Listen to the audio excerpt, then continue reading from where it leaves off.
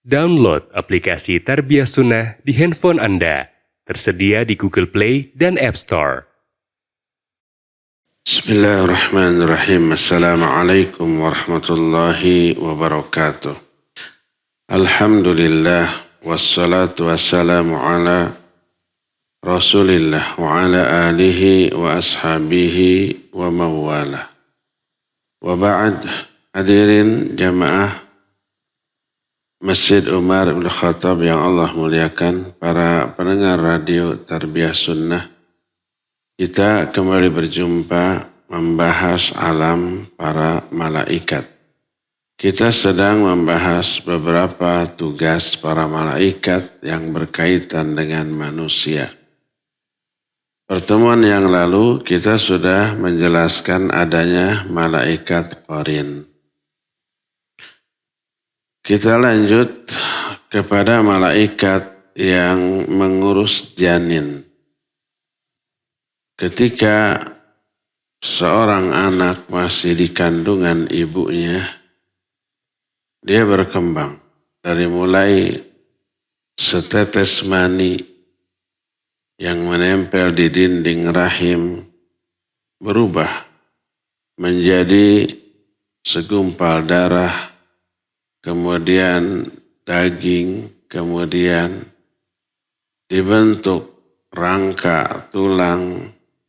Ada yang sempurna, ada yang tidak sempurna.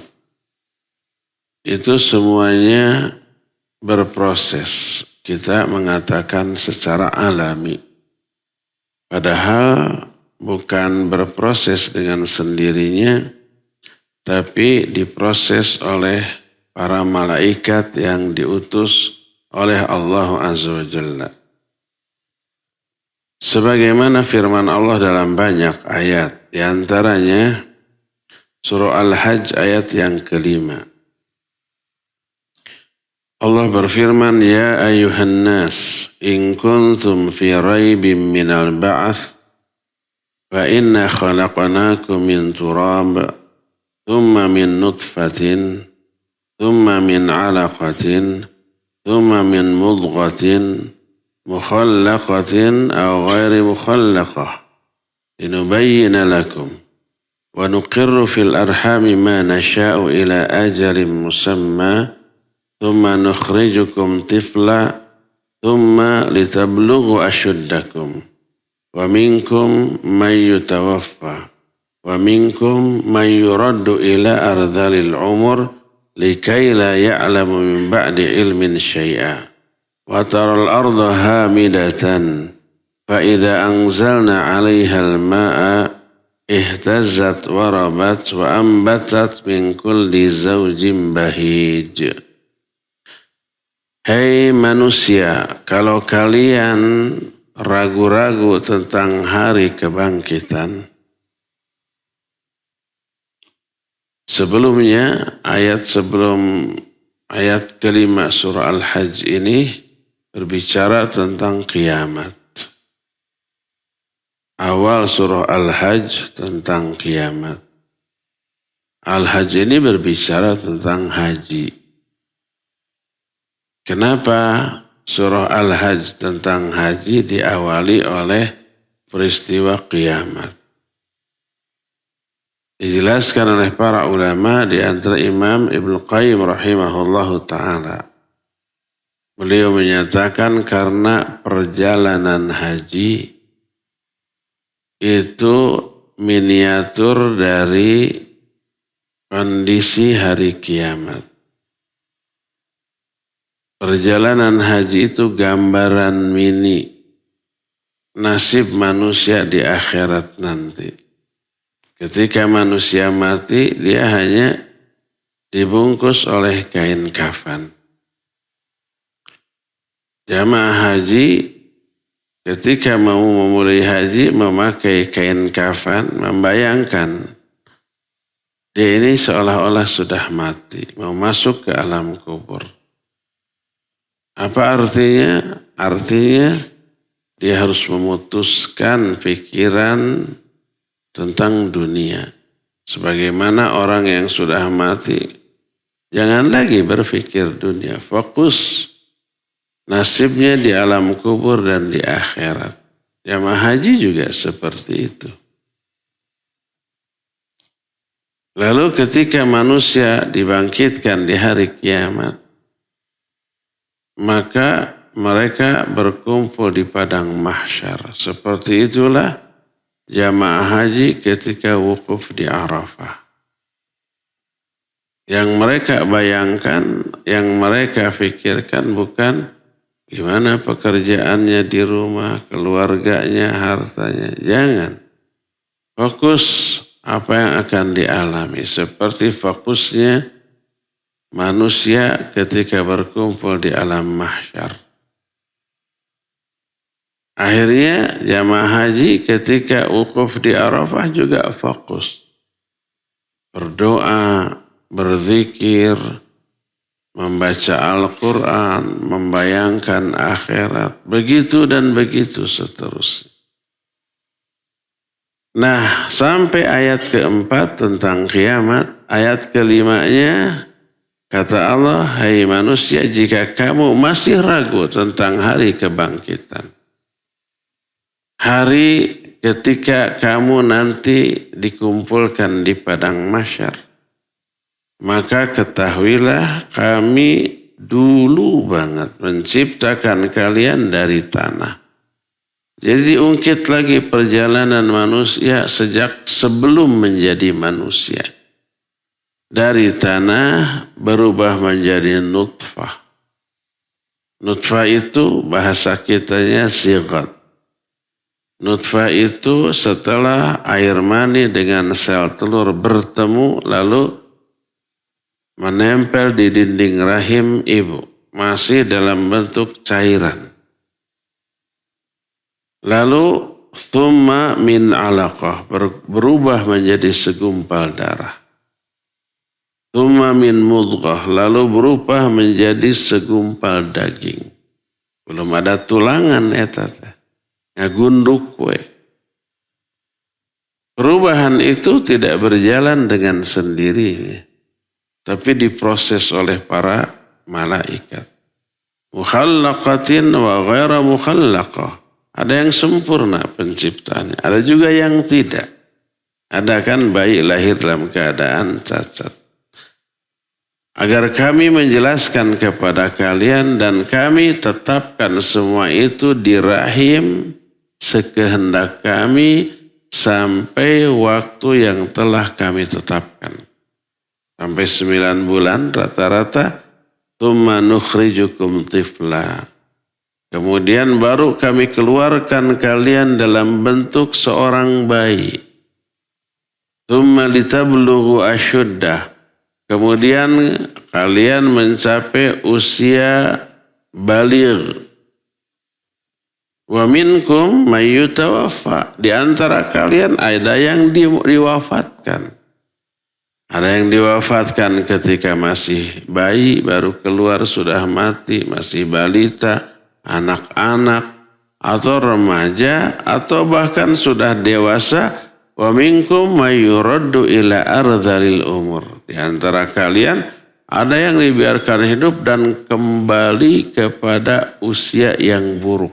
Pikun. Likai la ya'lama min ba'di ilmin syai'a. Sehingga dia tidak lagi mengetahui apapun setelah sebelumnya serba tahu.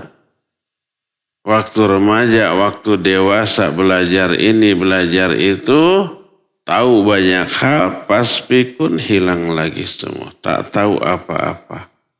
Bahkan dirinya pun siapa dia nggak tahu. Nggak bisa ngurus diri sendiri tapi diurus oleh orang lain. Ada yang begitu. Tidak semua begitu. Tapi ada yang begitu.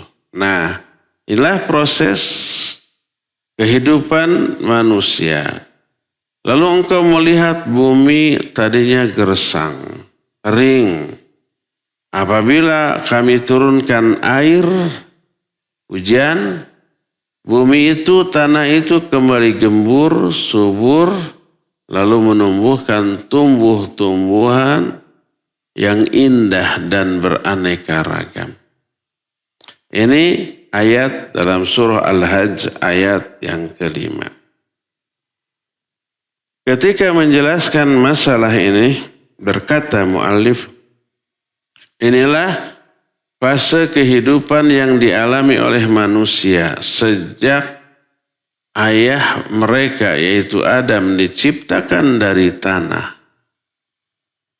Terus anak turunannya dari cairan. Yang dimaksud manusia diciptakan dari tanah pertama Adam. Adapun anak turunannya masih tetap disebut dari tanah sebab sumber segala sesuatu dari tanah. Dari tanah lahir tumbuh-tumbuhan dimakan oleh binatang-binatang. Kita manusia memakan nutrisi yang berasal dari tanah. Makan tumbuh-tumbuhan, makan daging-daging hewan, itu sumbernya nutrisinya dari tanah. Diolah, kemudian dipancarkan menjadi sperma. Laki-laki. Kalau wanita menjadi sel telur. Makanya disebutkan manusia berasal dari tanah. Diciptakan dari tanah. Bahan asal-asalnya, asal bahannya, sumber nutrisinya semua dari tanah. Lalu dari tanah berubah menjadi cairan yang hina. Lalu menempel di dinding rahim ibunya. Lalu berproses dari nutfah menjadi alaqah, berubah menjadi mudghah.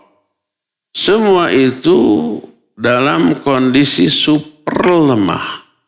Tak bisa melakukan apapun. Seandainya bukan karena penjagaan Allah, niscaya calon bayi tersebut sudah mati hancur sejak sebelum berubah menjadi bayi.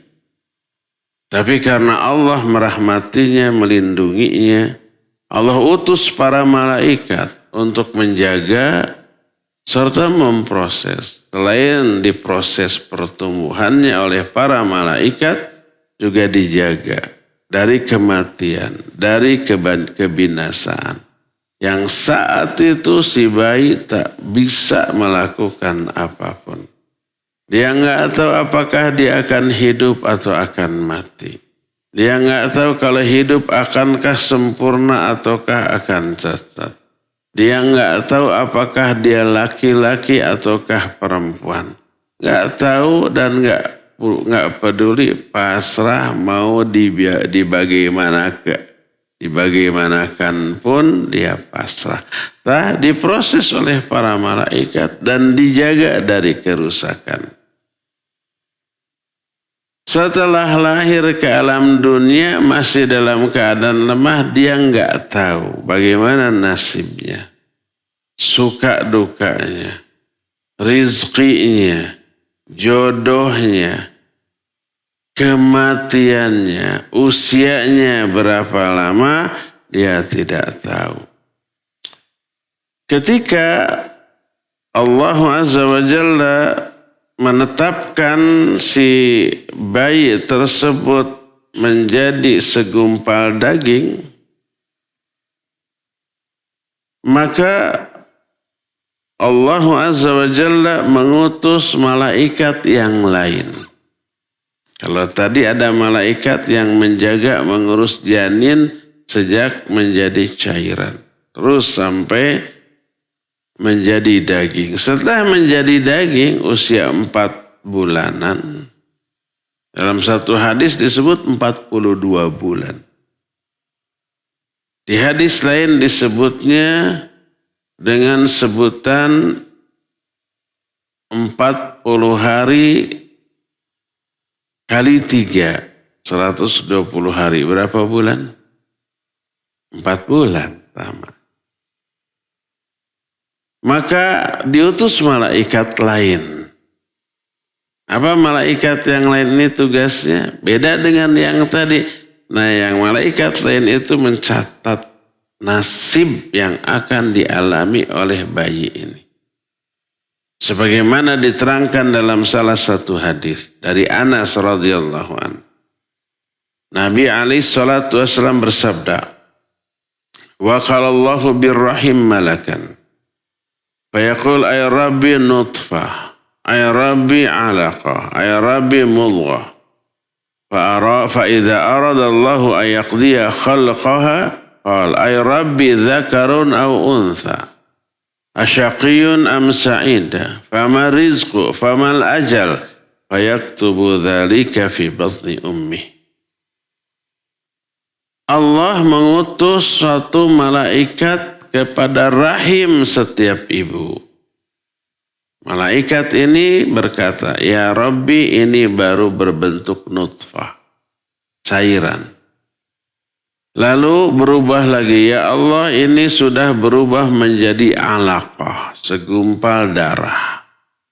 Berubah lagi, ya Allah berubah menjadi segumpal daging.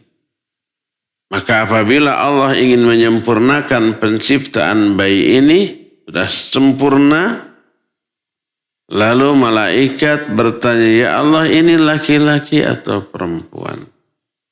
Ini bagaimana suka dukanya? Bagaimana rizkinya? Bagaimana amalnya? Bagaimana ajalnya? Oleh Allah diberitahukan. Nih, bayi ini laki atau perempuan? Ditetapkan. Bahagia dukanya apa nanti? Rizkinya, ajalnya, amalnya. Dicatat semua oleh para malaikat dalam keadaan si bayi masih dalam kandungan ibu. Hadis lain dari Abdullah bin Mas'ud radhiyallahu an, Nabi alaihi salatu wasallam bersabda, "Inna ahadakum yujma'u fi batni ummihi 40 yawman nutfatan." ثم يكون علقة مثل ذلك ثم يكون مضغة مثل ذلك ثم يبعث الله ملكا فيؤمر بأربع برزقه وأجله وشقي أم سعيد ثم ينفخ فيه الروح. Sesungguhnya kalian dikumpulkan penciptaannya di perut ibu kalian selama 40 hari berupa nutfah. Nutfah itu masih berupa cairan. Hasil pertemuan sel sperma dengan sel telur. Lalu menempel di dinding rahim. 40 hari pertama dalam bentuk begitu. Lalu berubah menjadi segumpal darah selama 40 hari juga. Lalu berubah lagi menjadi segumpal daging selama 40 hari. 3 kali 40 hari itu. 40 kali 3 berapa? 120 hari. Berarti berapa bulan ya teteh? 4 bulan. Sebulannya kan 30 hari. 120 bagi 34. Jadi 4 bulan. Setelah 4 bulan Allah mengutus satu malaikat. Disuruh untuk menuliskan 4 hal. Rizkinya, ajalnya, suka dukanya, dan amalnya. 4. Termasuk amalnya. Apa yang akan dilakukan oleh bayi ini sudah dituliskan. Kemudian barulah ditiupkan ruhnya. Ruh siapa? Ruh Allah. Sebagaimana firman Allah, "Tsumma ja'ala naslahu min sulalatin min ma'in mahin, tsumma sawwahu wa nafakha fihi mir ruhi. Wa ja'ala lakumus sam'a wal absara wal af'ida qalilan ma tashkurun." Jadi setelah tsumma sawwahu, lalu Allah sempurnakan penciptanya. Wa nafakha fihi min ruhi. Allah meniupkan kepada bayi ini ruh Allah. Nabi Adam ditiupkan dulu ruh Allah. Nabi Isa ruh Allah. Semua manusia ditiupkan ruh Allah kepadanya. Yang dimaksud ruh Allah bukan ruh bagian dari diri Allah. Tapi maksudnya ruh ciptaan Allah, milik Allah. Tapi bukan bagian dari diri Allah. Sama dengan rumah Allah. Rumah Allah itu rumah milik Allah. Masjid Ka'bah itu rumah milik Allah. Ciptaan Allah. Apakah bagian dari diri Allah? Bukan. Sama dengan hamba Allah. Semua kita hamba Allah. Apakah hamba Allah itu hamba bagian dari diri Allah? Bukan. Tapi milik Allah. Ciptaan Allah. Sama dengan rizqullah, rizki Allah, nikmatullah, nikmat Allah. Itu semua dari Allah, bukan bagian dari diri Allah. Termasuk Allah tiupkan ruh Allah kepada manusia. Maksud ruh Allah, ruh milik Allah, tapi bukan bagian dari diri Allah. Dalam bahasa Arab ini disebut dengan idhafah munfasilah.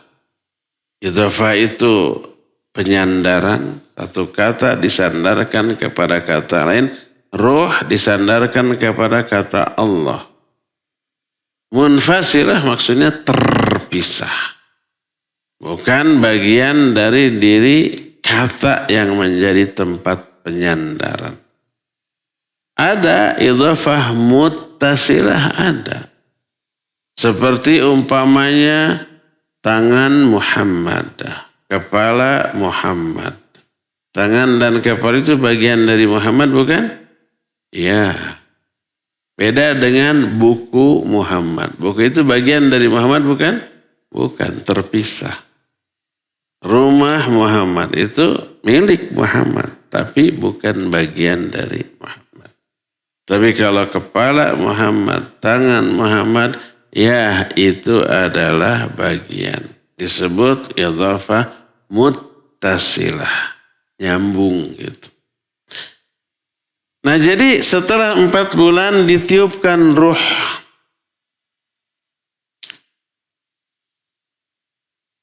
Kemudian seorang muslim wajib mengimani seluruh proses itu. Sebab itu diterangkan dalam hadis yang sahih, yang bersumber informasinya dari Allah Subhanahu wa ta'ala. Lalu setelah Rasul sallallahu alaihi wasallam menjelaskan proses perkembangan bayi di perut ibunya masing-masing, lalu beliau menyatakan, inna ahadakum la ya'malu bi amali ahli jannah hatta ma yakuna bainahu wa bainaha illa dhira' fa yasbiqu alaihi alkitab fa ya'malu bi amali ahli an-nar fa yadkhuluha wa inna ar-rajula la ya'malu bi amali ahli jannah hatta ma yakunu bainahu wa bainaha illa dhira' fa yasbiqu alaihi alkitab fayamalu bi amali ahli nar fayadkhuluha. Salah setak mungkin. Ada orang sejak kecil, sejak lahir, sejak baligh, bahkan sejak sebelum baligh, beramal dengan amalan-amalan ahli surga. Kerjaannya ibadah, amal soleh, melakukan kebaikan, menjauhi dosa dan maksiat. Amalan-amalan ahli surga dia kerjakan. Sehingga tak ada jarak antara dia dengan surga kecuali sehasta, sesiku, selangkah lagi dia masuk surga. Tapi ketetapan Allah mendahului. Sudah dicatatkan sejak bayi ini 4 bulan di perut ibunya. Nanti setelah dewasa, amal orang ini tidak akan menyimpang dari catatan ketika di rahim ibunya. Ini ketetapan Allah. Setelah dia mengamalkan ibadah amal soleh, tiba-tiba suatu saat berhenti. Tidak lagi ibadah, tidak lagi amal soleh. Berpindah melakukan amalan-amalan ahli neraka. Berhenti ibadah, melakukan dosa maksiat. Mati dalam keadaan demikian. Waliyadzubillah. Lalu dia masuk ke dalam neraka. Ini apa namanya? Su'ul khatimah. Buruk di akhir hayatnya. Ada lagi orang yang sejak kecil melakukan amalan-amalan ahli neraka. Kerjanya dosa, maksiat, mengabaikan perintah, sholat tara, saum tara, ibadah tara. Kerjanya apa? Judi, mabok, maling, nipu, segala macam. Amalan kejahatan dia lakukan. Sehingga tidak ada lagi jarak antara dia dengan neraka, kecuali tinggal selangkah lagi. Hampir masuk ke dalam neraka. Ketetapan Allah mendahului. Dia berhenti dari dosanya, dari maksiatnya, tobat, lalu berganti melakukan amalan ahli surga. Dia mulai sholat, dia mulai ngaji, mulai saum, mulai melakukan amal-amal ibadah, mati dalam keadaan demikian, dia masuk ke dalam surga. Apa ini namanya? Husnul khatimah. Baik di akhir hayat. Ini yang disebut dengan makar Allah. Dan kita tidak boleh merasa aman. Sekarang dari kecil kita ibadah amal soleh, ibadah amal soleh. Sigana mah maut lagi menuju ibadah, sigana mah pi surga kan. Aman lah gitu ya. Jangan merasa aman. Kita tidak tahu akhir kehidupan kita. Kita tidak tahu bagaimana cara mati kita. Apa di atas ketaatan atau waliyadzubillah sedang melakukan kemaksiatan. Kita tidak pernah tahu.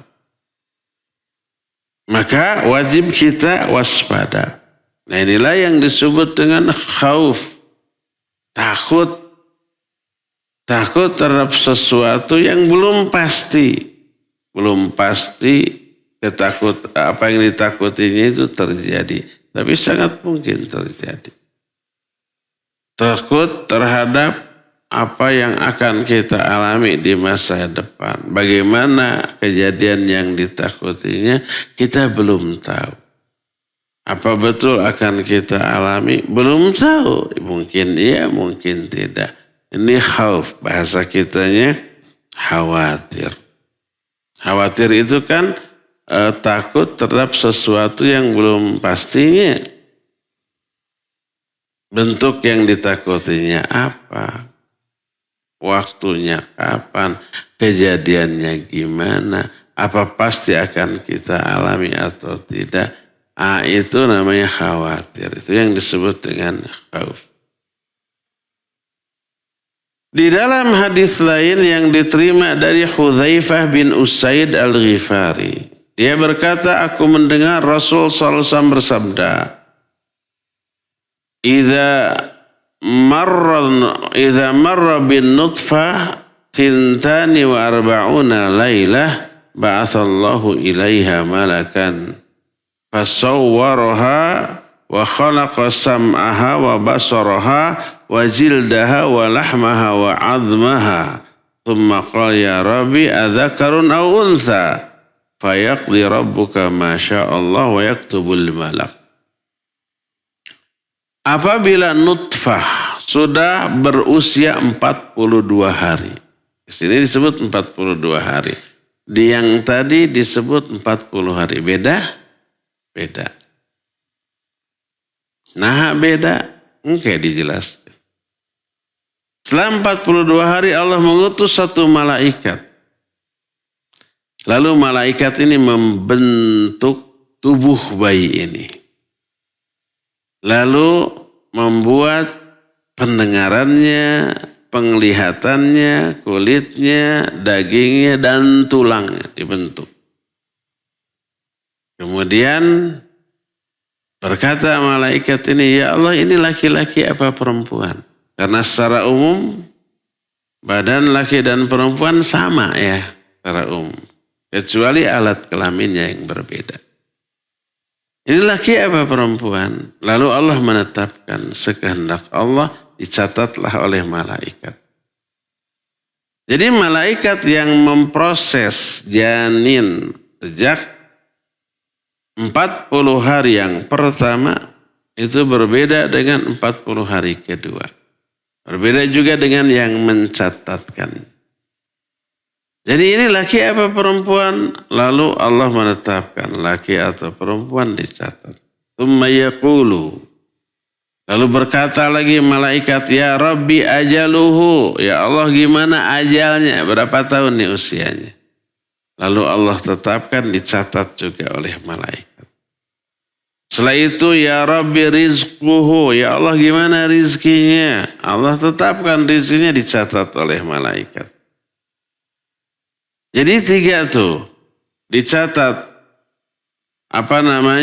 laki perempuannya, jenis kelaminnya, lalu ajalnya kapan, lalu rizkinya, terakhir amalnya. Ini orang gimana saja amalnya ditetapkan oleh Allah secara rinci.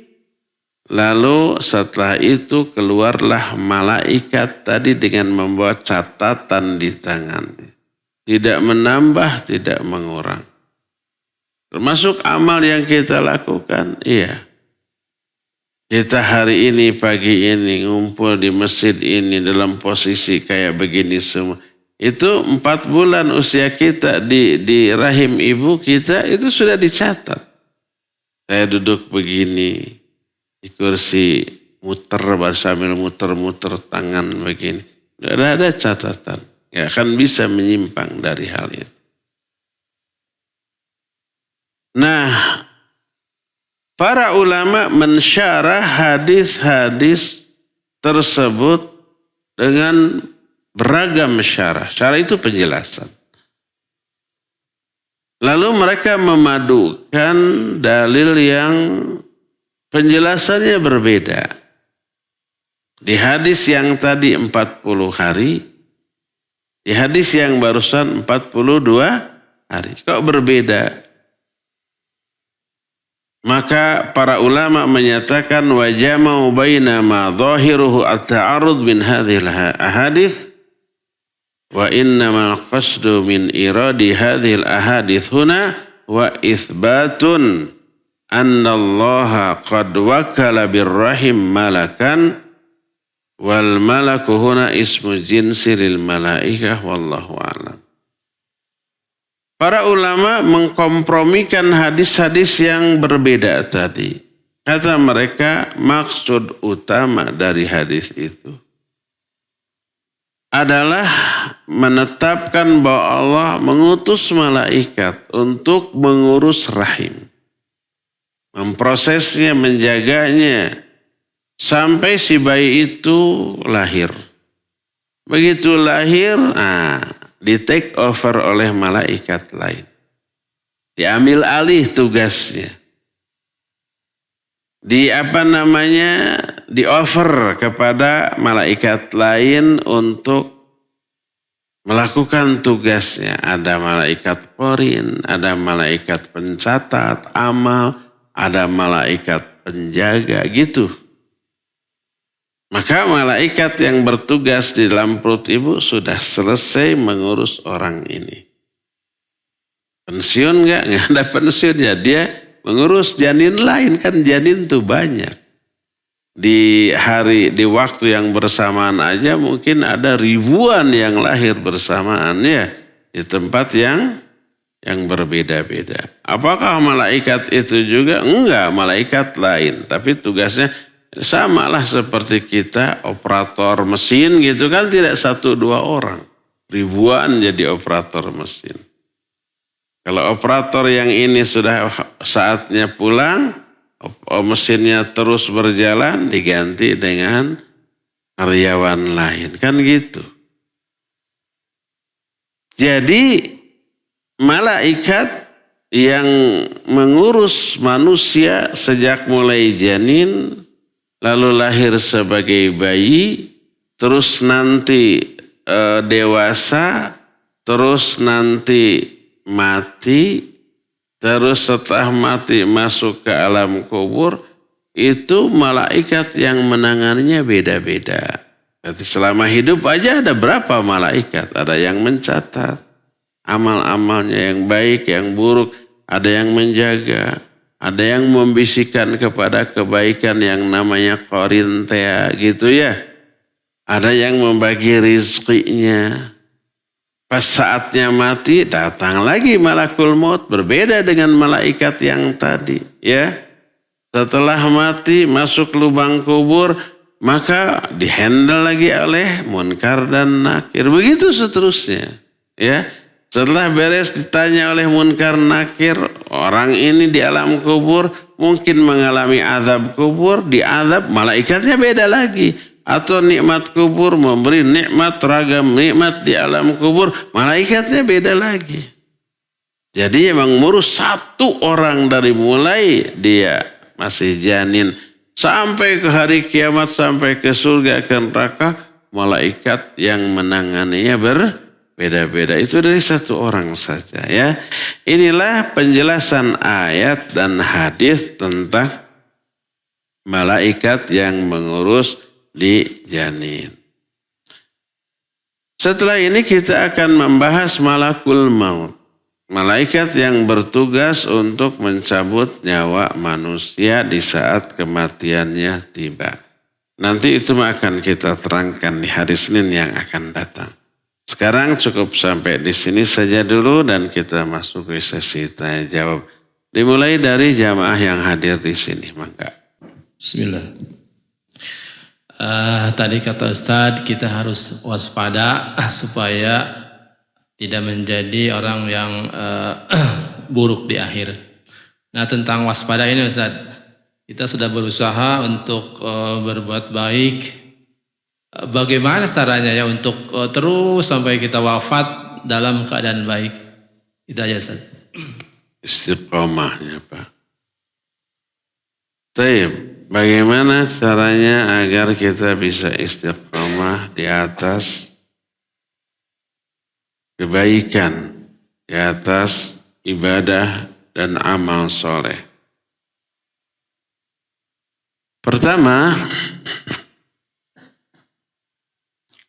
kita harus menghindari penyebab su'ul khatimah. Ada berapa penyebab? Kenapa orang mati dalam keadaan su'ul khatimah? Penyebab pertama adalah tidak ikhlas dalam melakukan ibadah. Mungkin ria, sum'ah, ujub, atau meniatkan ibadah untuk kepentingan dunia. Ada nggak orang wirid sekian kali agar rizkinya lancar? Ada banyak. Ada nggak orang rajin tahajud supaya dagangannya laris? Ada banyak.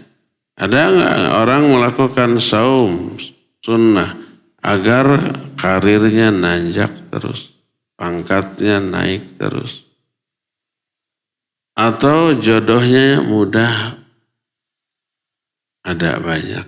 Jadi melakukan ibadah dengan niat dunia. Ikhlas tidak? Tidak ikhlas. Karena itulah maka ikhlas itu bukan hanya terhindar dari ria, sum'ah dan ujub, tapi juga terhindar dari niat-niat duniawi dalam melakukan ibadah. Kalau rizkinya mau lancar, banyak sholawat. Diniatkan banyak sholawat untuk apa? Untuk dunia. Kalau ada mobil mewah lewat, kita ingin sholawatin aja. Melakukan sholawat agar punya mobil. Ini tidak ikhlas. Kalau ibadah tidak ikhlas ditolak.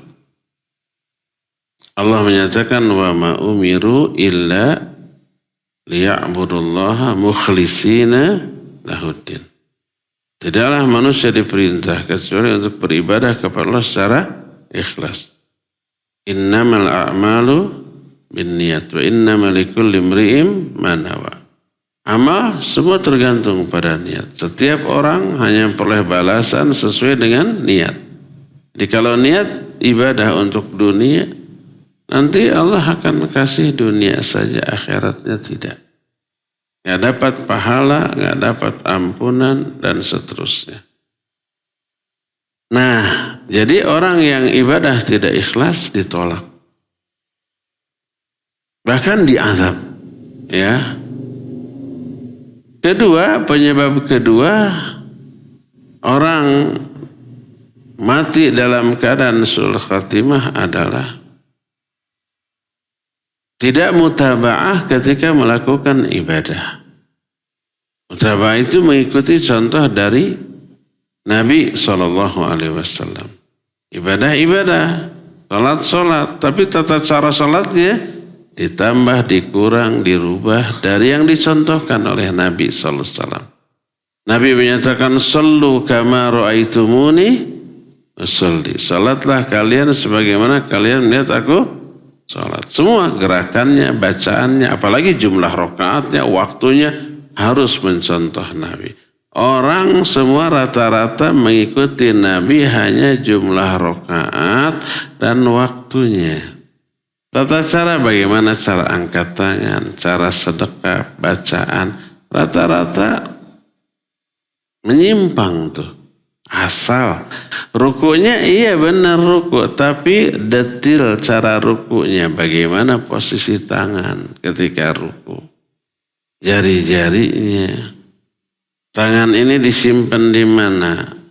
Di atas lutut, artinya sedikit di paha, pas di batok lututnya atau di bawah lututnya, orang nggak peduli. Apakah jari-jarinya rapat apa renggang, orang tidak peduli. Padahal Nabi SAW sholatnya dirinci oleh para sahabat. Bagaimana tulang punggungnya, bagaimana matanya atau kepalanya. Ketika sujud juga bagaimana, berapa anggota sujud. Orang tidak tahu. Yang penting ikut-ikutan. Karena tidak mutaba'ah ditolak. Nabi SAW menyatakan, man amila amalan laisa alaihi amruna fahuwa raddun. Orang yang mengamal satu amalan, tapi enggak nyontoh kepadaku, ditolak itu amalan. Nah, inilah yang kata Imam Ibn Rajab Al-Hambali dalam kitab Jami'ul Ulum wal Hikam ketika menerangkan hadis Ibnu Mas'ud tadi. Ada orang beramal amalan surga, tinggal selangkah lagi ke surga, belot dia, berhenti ibadah, lalu melakukan amal buruk, mati dalam keadaan demikian, masuk neraka su'ul khatimah. Kata Imam Ibn Rajab, orang ini ibadahnya ditolak. Kenapa ditolak? Karena tidak memenuhi dua syarat diterimanya ibadah. Mungkin tidak ikhlas, mungkin tidak mutaba'ah. Atau tidak dua-duanya.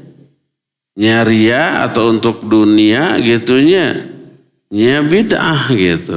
Wah, lengkap sudah syarat. Ditolak, dicabut hidayahnya, berhenti ibadah, su'ul khatimah dia.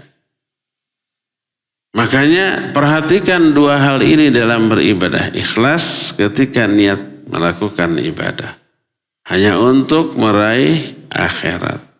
Hanya untuk meraih apa yang ada di sisi Allah. Bukan dunia. Bukan apa yang ada di sisi manusia.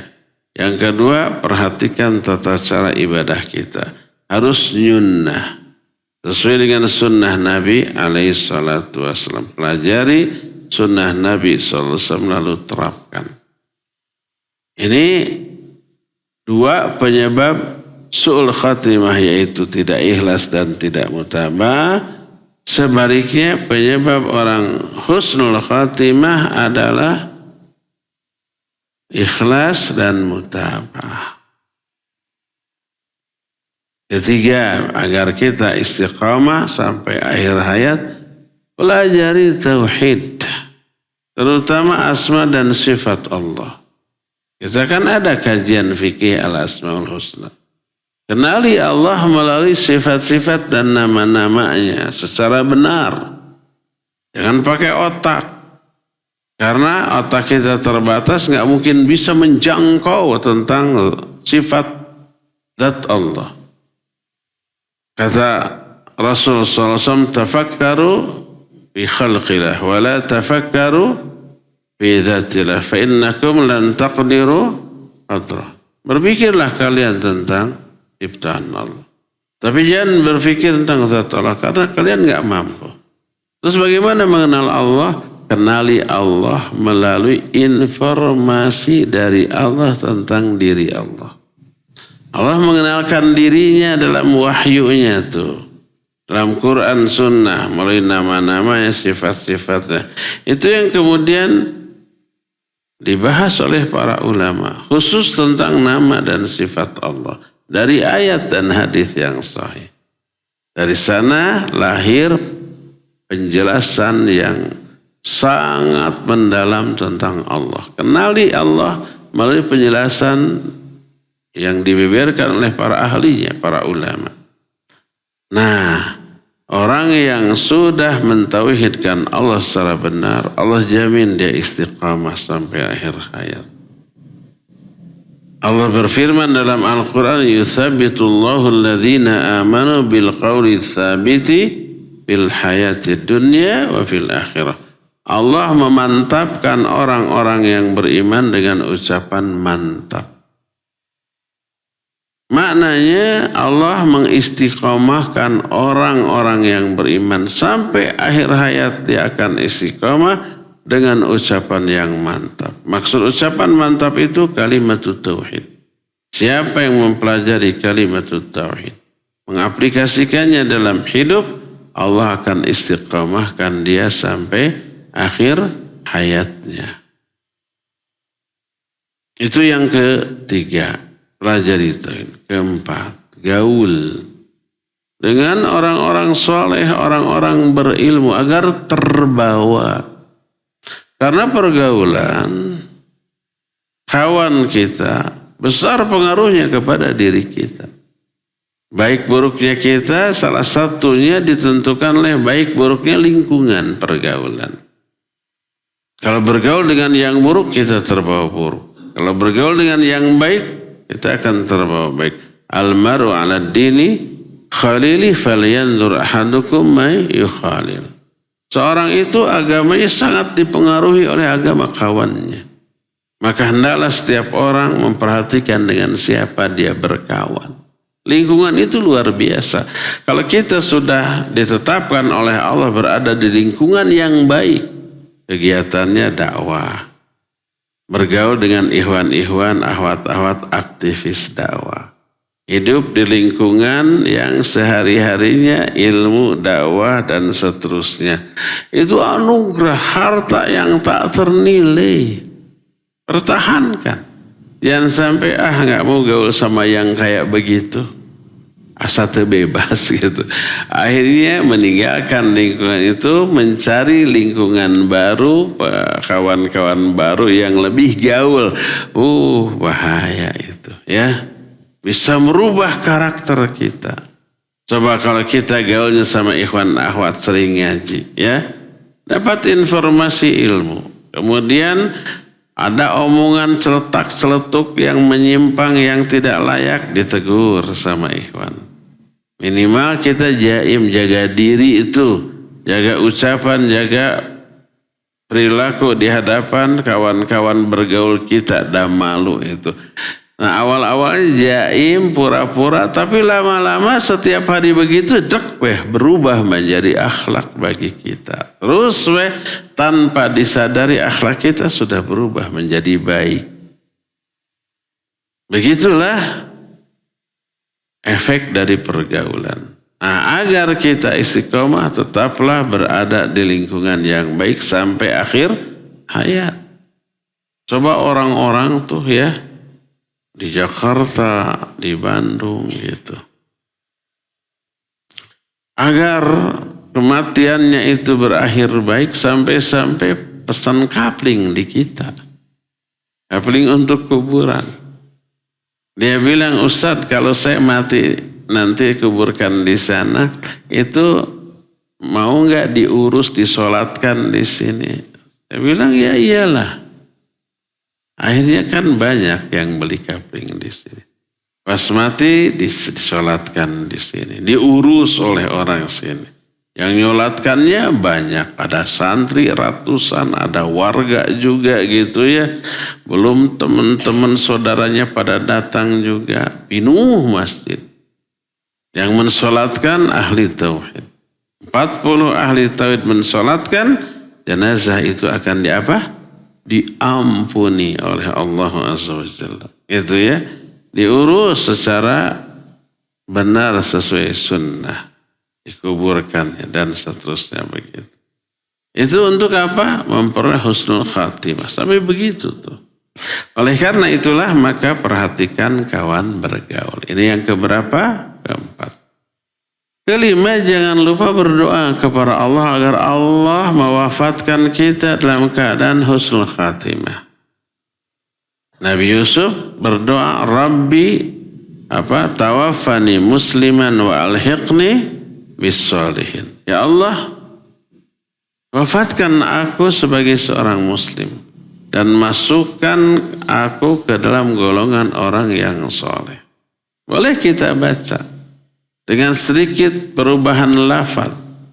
Di sana tidak ada Rabbi-nya. Tapi kita baca Rabbi tawaffani musliman wa alhiqni bis sholihin.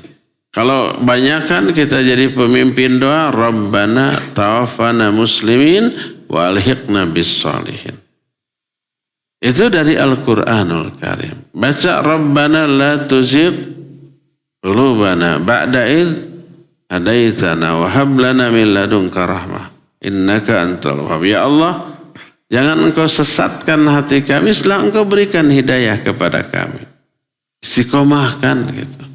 Baca doa Allahumma ya muqallibal qulub tsabbit qalbi ala dinik. Allahumma ya musarrifal qulub sarrif qalbi ala ta'atik. Baca itu ya. Ada para ulama, seperti Syekh Al-Utsaimin rahimahullah mengajarkan doa. Syekh bin Baz mengajarkan doa. Baca ini di akhir di sujud. Ya, di sujud ketika salat. Allahumma rzuqna husnul khatimah waj'alna birahmatika min ahlil jannah. Ya Allah, rizkikan kepada saya husnul khatimah dan masukkan saya dengan rahmatmu ke dalam surganya. Nah, itu doa ya. Jadi itulah beberapa kiat agar kita istiqomah sampai akhir hayat dan meninggal dalam keadaan husnul khatimah. Cukup ya sampai di sini, sudah syuruk itu jam 5:38 menurut Kemenag. Sekarang sudah setengah jam lebih dan sudah bisa melakukan sholat syuruk. Wa sallallahu ala nabiyina Muhammadin wa ala alihi wa ashabihi wasallam. Wassalamualaikum warahmatullahi wabarakatuh.